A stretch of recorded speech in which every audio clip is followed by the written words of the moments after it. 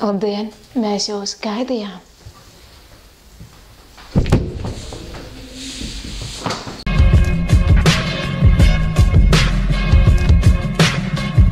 Thank you, Jesus! Rumbulā policija pieķer vīrieti ar prostitūtu. Rīgas pašvaldības policijas darbinieki patrulējot Rumbulā bija pamanījuši Audi markas mašīnu, kur bija novietota Nomaļā ielā.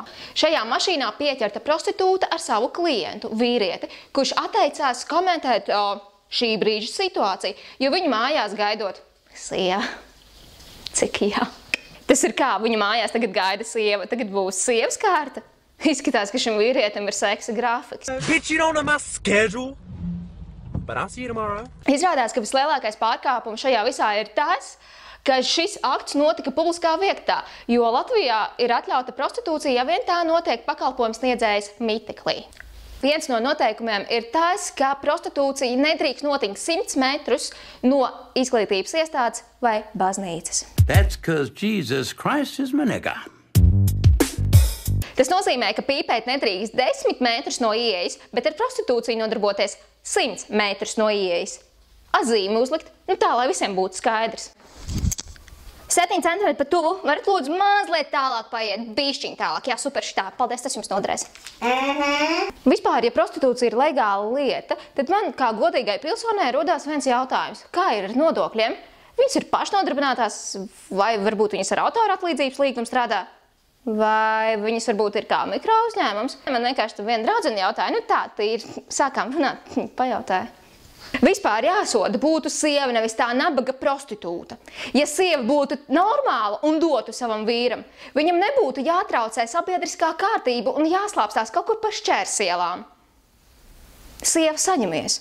Lai nu kā sievas, kuru vīri brauc ar Audi, jums ir pilnas tiesības būt aizdomu pilnām.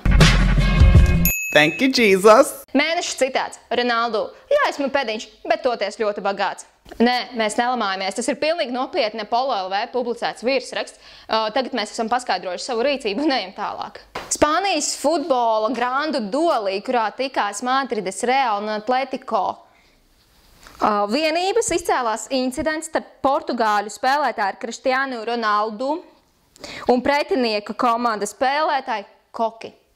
Atletico komandas spēlētājs Ronaldu nosauca par pēdiņu, uz ko viņš atbildēja. Jā, pēdiņš, tomēr bagāts. Čučil. Ok, palaidīsim grausīm, ka vispār šī ziņa kļuva par ziņu, bet es domāju, ka šī informācija kādam ir aktuāla. Vai ne, Rinkēviča kungs? Ak, Dievs, viņš beidzot ir prom!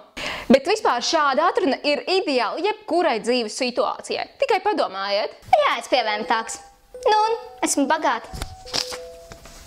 Jā, man ir 6 kājas pirksti. Nu, es esmu bagāta. Jā, mēs pacēlām savu algas un esam lohi, bet tomēr ļoti bagāti.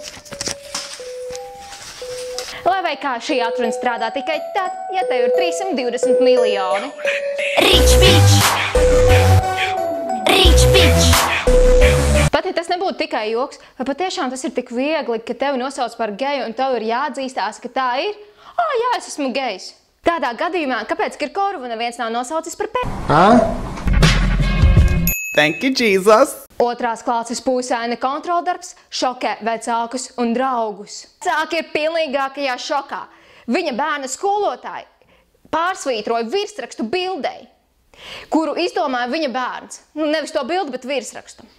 Viņš bērns ieraudzīja tajā bildē 3 sēņojošus draugus, bet skolotāji atnāca un pateica, nē, mazais. Tā ir ģimene, kādi sēņojoši draugi šajā bildē.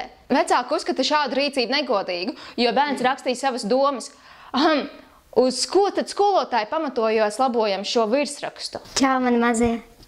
Viņi tikko pateica, ka viņi ir ģimene, nevis draugi. Jā, jūs esat tak jau. Jā?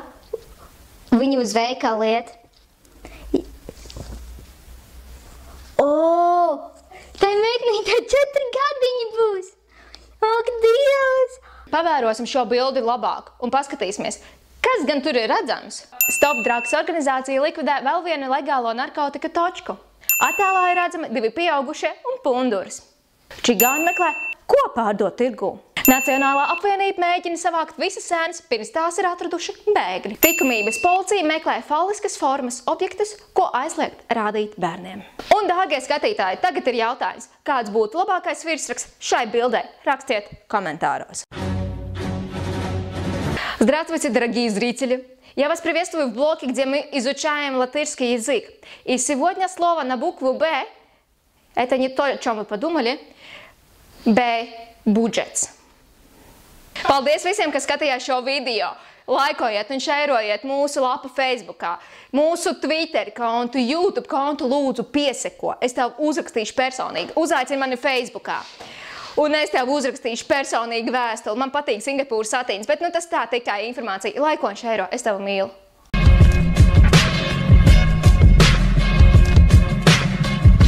Thank you, Jesus.